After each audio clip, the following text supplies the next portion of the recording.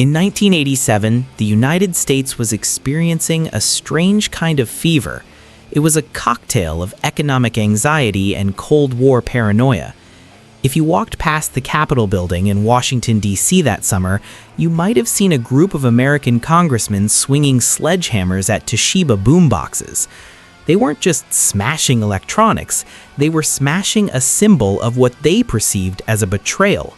A Japanese subsidiary had illegally sold milling machines to the Soviets that allowed their submarines to run silent, blinding the U.S. Navy sonar. It was in this toxic, high-stakes atmosphere that the Japanese Defense Agency made a move that sounded like a declaration of industrial war. They announced they were going to build their own fighter jet, the FSX. They wanted a domestic zero for the 21st century. No American blueprints, no Pentagon oversight. The American response was a blunt political ultimatum. You will not build your own jet, you will buy ours, or you will lose your security alliance. Japan blinked. They agreed to a compromise. They would take the American F-16 Fighting Falcon and modify it. The U.S. thought they had successfully leashed the Japanese Dragon. They thought they had secured their aerospace monopoly. They were wrong. Today on The Hidden Muster, we're uncovering the industrial revenge story of the Mitsubishi F-2. We're going inside the software code war that nearly bankrupted the project, the AESA radar that beat the U.S. Air Force to the punch by a decade, and the carbon fiber wings that were so advanced they changed how Boeing builds planes today. Japan didn't just build an F-16, they built a Viper on steroids that the Pentagon was too afraid to build for itself. To understand why the F-2 is a different beast, we have to look at what General Dynamics, the original makers of the F-16, actually handed over to Japan. They didn't give them the keys to the latest F-16C. Instead, they reached into a dusty filing cabinet and pulled out a rejected prototype concept called the Agile Falcon. In the early 80s, General Dynamics had a dream. They saw the Soviet Su-27 and MiG-29 entering service with massive wings and incredible turn rates.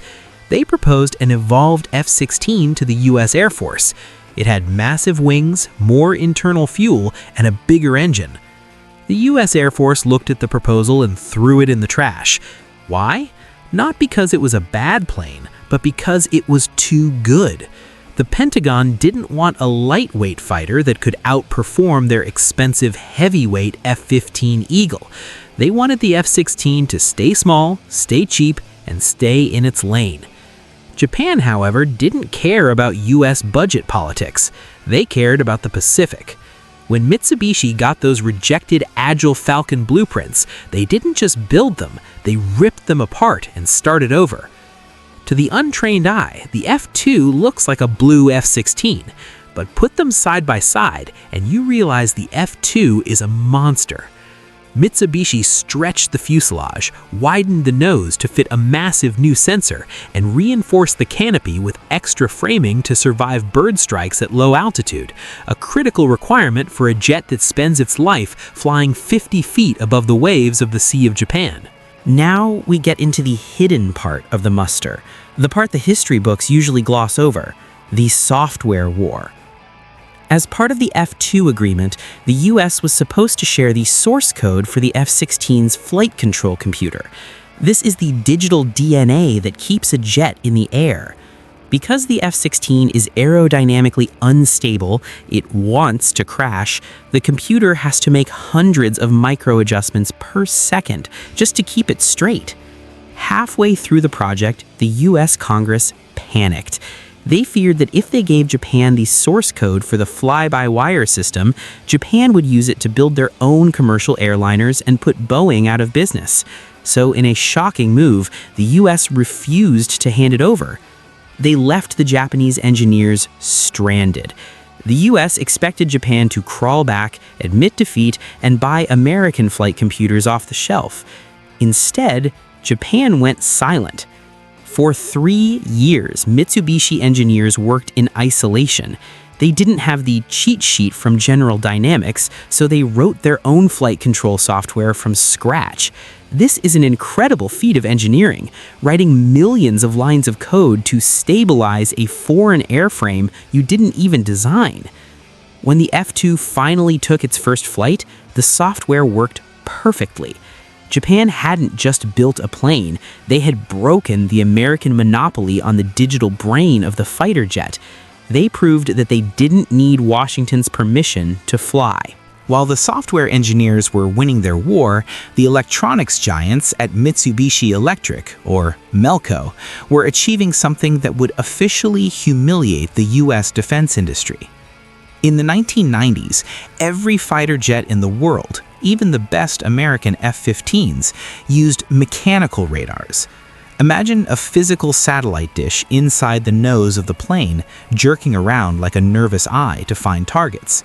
It was slow, heavy, and it could only look at one thing at a time. The US was spending billions trying to build a digital, solid-state radar called AESA, Active Electronically Scanned Array. They wanted it for the future F-22 Raptor. They were in a race to be first. They lost to Japan. The Mitsubishi F-2 became the first operational fighter in human history to carry an AESA radar, the J-APG-1. This wasn't just a minor upgrade. An AESA radar has thousands of tiny digital eyes. It doesn't move. It steers beams of radio energy at the speed of light. It can track a squadron of enemy bombers in the sky and scan for an enemy ship on the water at the exact same time. It can jam enemy signals while still maintaining a lock on the target. Japan took an American airframe and gave it eyes that were a generation ahead of the US Air Force. This radar was so advanced that by the early 2000s, the US actually had to ask Japan for the technology to help upgrade their own aging F-15 fleet. But innovation has a price. For the F-2, that price was an industrial nightmare that almost killed the program. To build those massive, agile Falcon wings without making the plane too heavy to take off, Mitsubishi pioneered a process called co-curing. Instead of riveting aluminum plates to a frame, they baked the entire wing skin and its internal ribs as a single, solid piece of carbon fiber in a giant pressure cooker called an autoclave. No rivets, no seams. Incredible strength. But in the beginning, they couldn't get the recipe right. The first prototypes came out of the oven with microscopic cracks. The layers were peeling apart like bad plywood. The US press had a field day, calling the F-2 a failed project and a billion-dollar mistake. The price per jet soared to $120 million, nearly 3 times the cost of a standard F-16. But Mitsubishi didn't quit. They spent a decade and billions of yen perfecting the baking process. They eventually created the strongest, stiffest wing in fighter history. Here is the hidden muster twist. That technology, the co-cured carbon fiber wings, is exactly what allows Boeing to build the 787 Dreamliner today. Every time you fly on a modern composite airliner, you are flying on the back of the technology Japan perfected for the F-2. The tuition Japan paid in the 90s literally built the modern commercial aviation world. So why did they need those massive, indestructible wings? It wasn't just for show, it was for the teeth. The American F-16 is a jack of all trades. It drops bombs on tanks, it shoots down MiGs. But if you ask an F-16 to carry heavy anti-ship missiles, it struggles. It becomes a sluggish, heavy brick. The Japanese F-2, however, is a ship sniper. Japan is an island nation. Their primary nightmare is a massive invasion fleet crossing the sea. To stop that, they needed a jet that could fly low, I'm talking 50 feet above the Whitecaps, to stay under enemy radar and deliver a knockout punch. Because of those carbon fiber wings, the F-2 can carry 4 massive anti-ship missiles while still carrying external fuel tanks and air-to-air missiles. And then there's the ASM-3. This is a Mach 3 ramjet-powered monster. While standard anti-ship missiles like the Harpoon fly slow and can be shot down by ship defenses, the ASM-3 is a supersonic bullet. When an F-2 fires this, the enemy ship has less than 30 seconds to react. The F-2 isn't just a fighter, it is a sea denial weapon. It turned the agile F-16 airframe into a platform that can single-handedly sink a billion-dollar destroyer. The F-2's final and most legendary test didn't happen in a dogfight. It happened against the Earth itself. On March 11, 2011, the Great East Japan earthquake struck. A massive tsunami wave crashed over the seawalls of Matsushima Air Base. In the footage, you can see these multi-million-dollar jets being tossed around like toys in the black mud and salt water. 18 F-2s were submerged. They were filled with corrosive salt, toxic silts, and debris. Most experts looked at the photos and said the fleet was dead. Scrap them, they said. It's cheaper to buy new F-35s. But Japan refused. The F-2 was more than a plane. It was a symbol of their industrial pride. In a feat of engineering that has never been matched, Mitsubishi took those 18 dead jets and dismantled them down to the last screw. They cleaned every wire. They replaced every corroded sensor.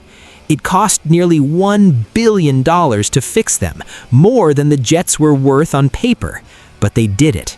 By 2018, the resurrected 13 were back in the sky. The first jet to return to service featured a special tail flash, a phoenix rising from the waves.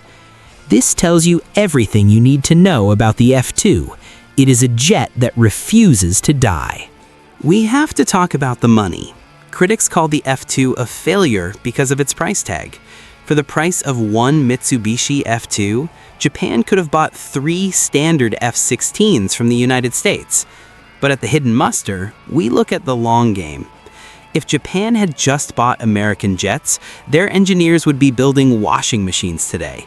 Their radar technology would be decades behind. Their materials science would be non-existent.